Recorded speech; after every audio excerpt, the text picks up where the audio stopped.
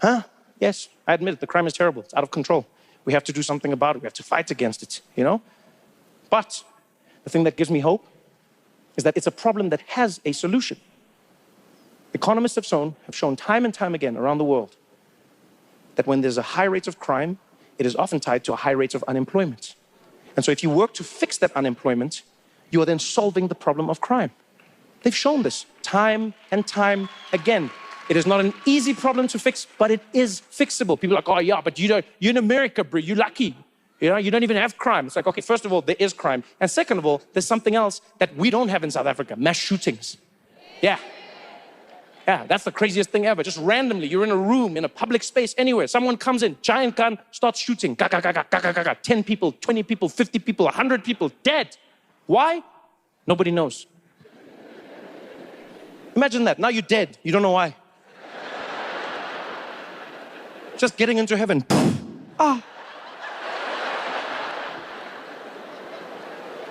I know they're both terrible, guys, but for me, I'll choose crime, No, because even with crime, at least there's a moment where I know there's hope, where I can be like, okay, but let me take my SIM card and delete my browser history.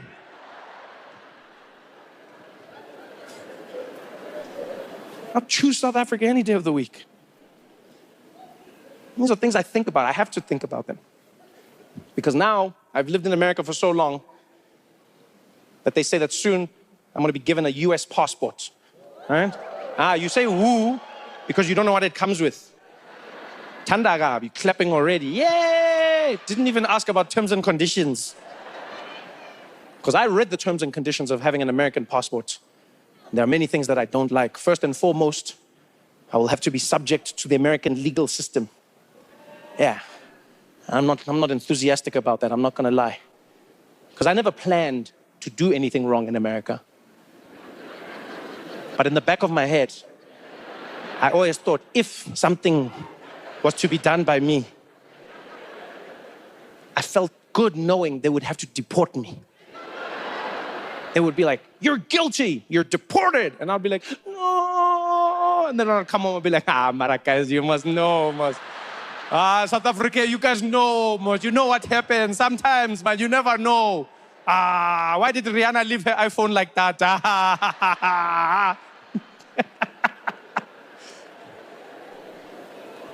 No, but I seriously don't want to be involved in the American justice system. Because they say it's justice, but it's terrifying. You don't know how they'll treat you. You don't know why they'll treat you. The scariest part for me is what happens in courts. Because they have a jury system in America. I'm terrified of that. Terrified of it. For those who don't know, I'm sure you've seen it on TV, but for those who don't know, the American system is very different to the South African one. In South Africa, you have the judge, you have the prosecution, and you have the defense. Right? That's who your case is working with, and the judge decides. The judge has studied, they're learned, they know what's going on. And you can talk to them on their side. I'm joking. But I like knowing that person had to go to school to figure out whether I broke the law. In America, it's a different system. They have a judge, they have a prosecution, and they have a defense, but they also have a jury. A jury. 12 people who are randomly gathered, randomly picked, who decide your fate. These people do not need to have studied the law. They don't need to understand the law. They don't even need to have watched Law and Order. Now they're deciding your fate. Clan, clan. I don't want that in my life. Yeah, I don't want that, and I don't want to be on a jury either. That's what comes with getting an American passport. You now have to be on a jury. I don't want to be on a jury. You know why? Because I'm South African. Yeah, and you're probably wondering, what does that mean? I'll tell you what it means. I read the rules of being on a jury, and I realized South Africans can never be on a jury. Yeah, because there are certain rules when you're on a jury. One of the most important rules right at the top of the list is if you are on a jury, if you're serving on a jury, you may not express your feelings or emotions about anything that is happening during the case.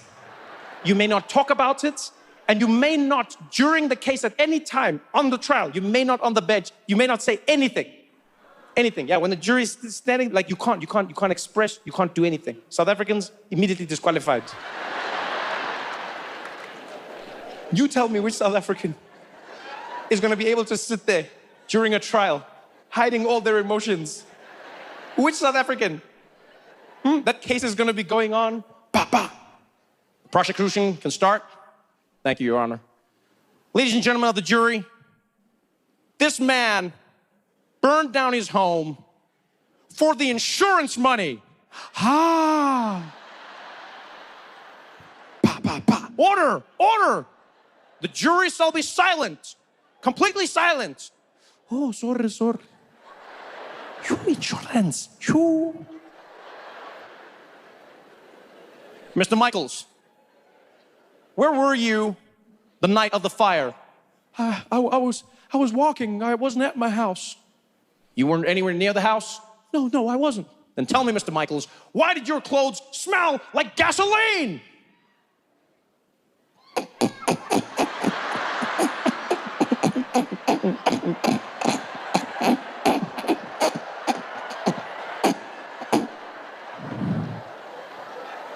I didn't talk.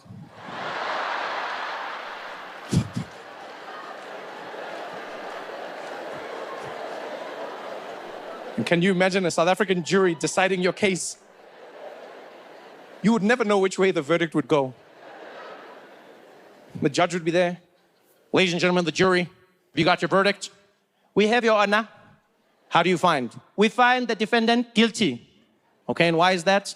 He didn't crit. Yeah, he just came in here. Well, nothing, no critting, nothing. Yeah, magaham.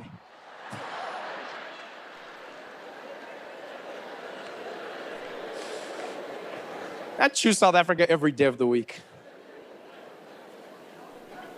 You know when I realized this, when it solidified in my mind, was when someone asked me a really personal question.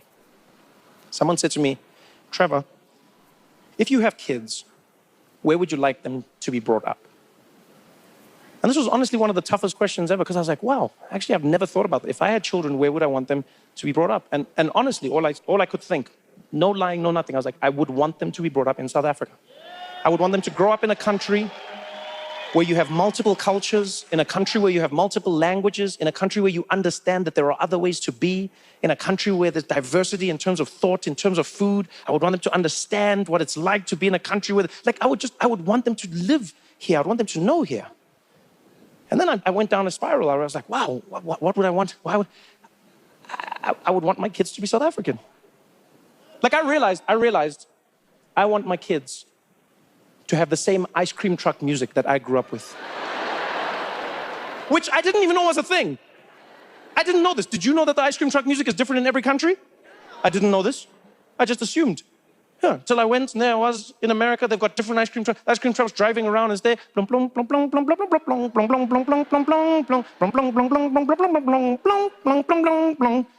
And then you go to Europe. You'll be in some random country, they've got their own music and the ice cream truck is like I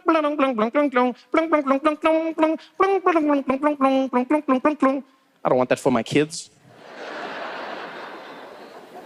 When my kids are getting ice cream, I don't want that jolly music playing. I want happy music. When my kids are about to get ice cream, I want there to be suspense. I want it to sound like the beginning of a horror movie. I want that thrill when the truck turns around the corner. Dun, dun, dun, dun, dun, dun, dun, dun. Dum, dum, dum, dum, dum, dum, dum, dum.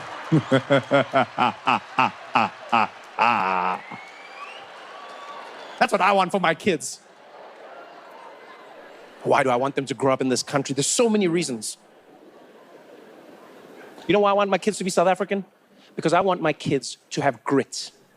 I want them to have texture. You take for granted what a child growing up in South Africa learns. You take for granted what they have to go through. It makes you something special, you know? It polishes you, a diamond from the rough. There's something of like, you know, I realized this one day. I was in the street in Brooklyn, right outside of New York City, right? And I'm sitting outside. It's a beautiful, beautiful day. And I'm in the street, and there's these kids playing baseball, right? And I'm watching these kids while they're playing. Well, I wasn't like watching them. I just saw them, you know? And no, like I wasn't like like they were just there. And I was looking in that direction. In fact, I was looking first, and then they came and started playing while I was looking there. So like they're the ones with the problem. Anyway, so the kids were there, and they were playing baseball, right? And having like a really great time. The one kid pitches the ball, hits it, runs around. The other one comes, hits the ball, and then one kid pitched the ball, and the kid batted, hits it, and it flew into a car window on the side, and the window cracked. And the kid who hits it was like,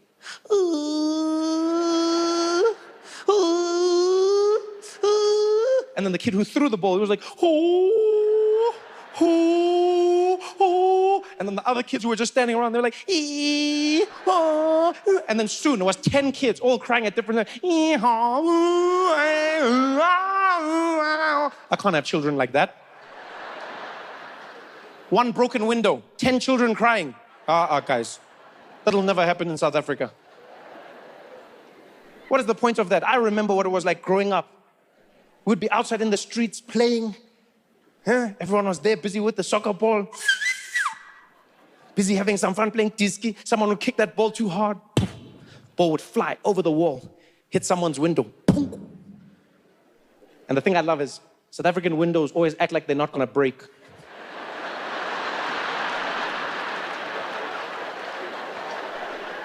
And then the kid who kicked the ball, they'd look and they'd be like,